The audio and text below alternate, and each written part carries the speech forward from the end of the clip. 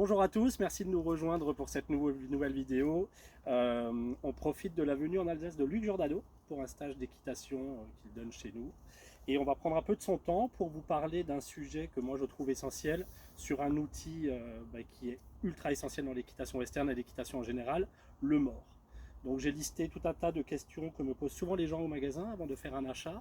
Et donc c'est des questions que je vais poser à Luc aujourd'hui et il va nous donner un peu quelques détails, des précisions avec son expertise habituelle. Voilà Luc, donc première question qu'on me pose souvent en magasin. Alors j'ai beaucoup de cavaliers qui viennent avec l'intention de monter ou l'envie de monter sans mort. Qu'est-ce que tu peux nous dire à ce sujet?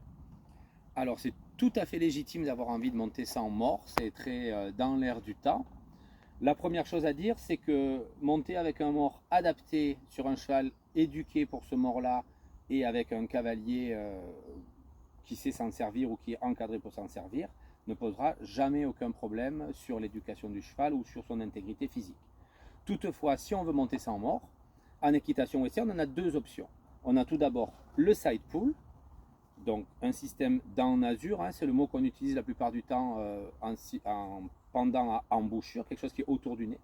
Le side pull, c'est un système d'une muserolle plus ou moins exigeante sur le nez, mais qui doit quand même être un petit peu présente, avec des rênes qui vont être attachées de chaque côté.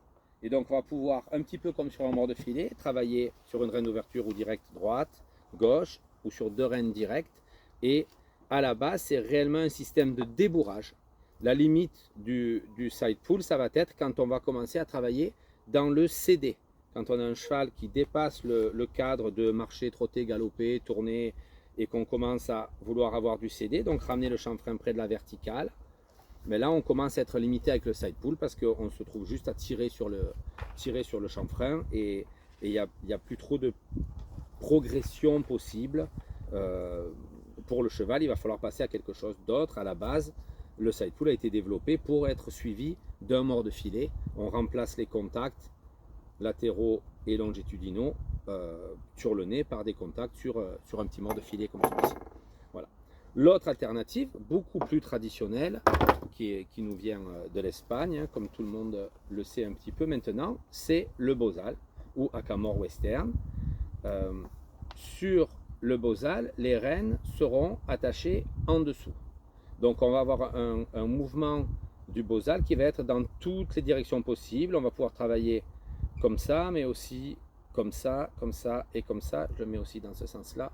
Pouvoir travailler comme ceci ou comme ceci et en même temps comme ceci. Ce qui va répartir des points de pression autour du nez du cheval qui vont chacun correspondre à un code qui va être associé à une réponse du cheval et puis après à du confort par l'arrêt de la demande. Donc avec le bozal, on va pouvoir aller beaucoup plus loin dans le dressage du cheval. Une fois qu'on a obtenu notre CD, on va pouvoir élever la nuque, élever le garrot, monter le dos, engager les postérieurs et développer des manœuvres latérales beaucoup plus abouties jusqu'à se rapprocher du travail à une main. Dans la tradition western, une fois qu'on est proche du travail à une main, on va remplacer le bozal qui entre-temps aura réduit de diamètre par un mort de bride qui sera du coup travaillé sur des rênes flottantes et sans pression continue à l'intérieur de la bouche du cheval. Donc voilà Nicolas ce qu'on peut dire sur ce que nous offre l'équitation western quand on veut monter sans mort. C'est très intéressant, merci beaucoup.